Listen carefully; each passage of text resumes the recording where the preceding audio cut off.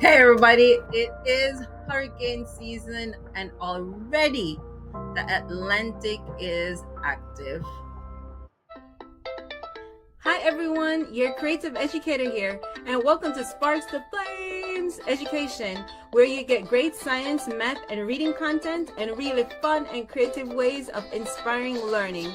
Remember to subscribe, hit the notification so that you can see our new videos on Mondays. Like and share, and yes, subscribe now. So we've been talking about plants for the last couple of videos, and we've been talking about plants that respond to their environment. Did you know that there is a plant that can tell when storm will come? Yep. There is a plant that when it's storm out on the sea, that plant is going to start to close up, it's going to start to curl up. So there are plants that respond to their environment can help us to understand what's going on in the environment, including when there's a storm. Don't believe me? Ask the old people. So let's talk hurricanes. I've experienced quite a few hurricanes. When I was younger, they seemed more like just community and wind and fun. But as you get older, you start to understand how serious hurricanes can be. So, what is a hurricane? Well, it's a large, powerful, rotating storm system. And it is known by its strong winds and intense rainfall. It is a tropical cyclone that forms over warm ocean waters. And we'll talk about a little bit more about the warm waters later. The word hurricane itself comes from the native indigenous tongue. It comes from the word huracan, which is a deity. So we get hurricane from that. This type of storm is called different things in different regions.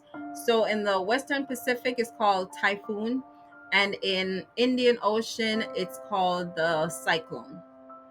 The storm can be really strong. It could cause lots of damage, and there are times when it's not as strong. It doesn't cause that much damage. So there's a system that is in place that gives us an idea of how strong the storm might be. So we're going to now look at the different categories of hurricane. The scale is developed by a civil engineer and meteorologist. So looking at the structure and also looking at the storm system itself. The categories are based on the wind speed and the potential damage that might occur because of the storm. So we have category 1 is the least intense, and wind speeds are 74 to 95 miles per hour, 119 to 153 kilometers. And it's the weakest of the storm categories.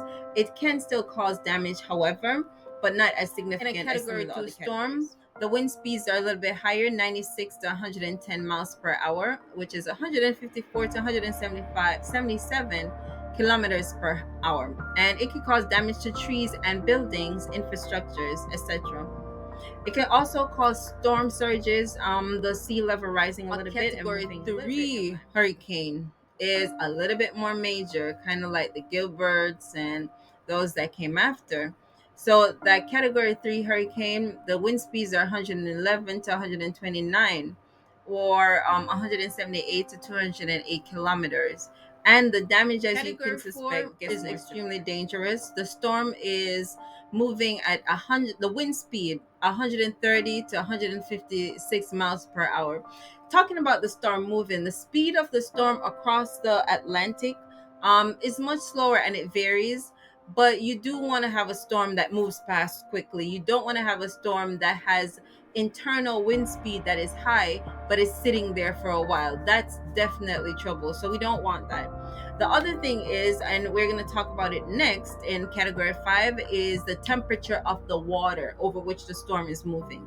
But the category 4 is a strong storm. Storm surges, like it can penetrate inland and it's going to bring water with it. So we're looking at flooding and, of course, damage to infrastructure. Category 5 now is the highest on that SS scale. It is 157 miles per hour, 252 kilometers per hour, or anything higher.